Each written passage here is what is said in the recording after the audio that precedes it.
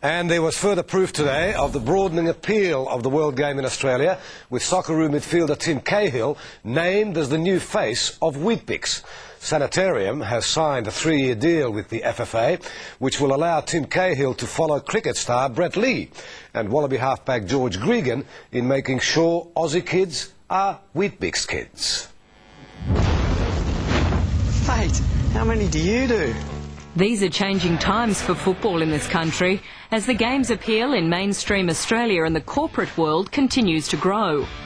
We've seen other sports that have, in a sense, been more entrenched than we are. This is another sign that we are now in mainstream Australian sporting minds, and the fact that Sanitarium chose us, I think, is another sign that we're on the way. The FFA wouldn't reveal the exact details of the new partnership, but it's about a lot more than money. It's another fairly symbolic indicator that football has arrived in Australia from top to bottom. Socceroos, Asia, the A-League and the largest team participation sport in the country.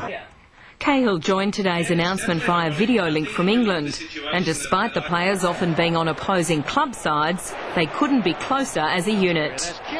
You wouldn't get a more down-to-earth bunch of lads. Like I text Harry and a few of the boys, and we all keep in contact. So the thing is, we're a really close unit, which has played a big part in our success.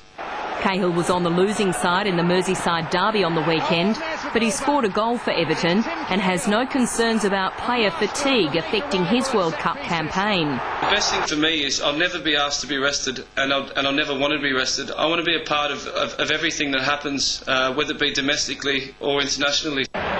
With the World Cup just 71 days away, Cahill admits it's on his mind a lot, but is not worrying himself about the future of coach Gus Hiddink.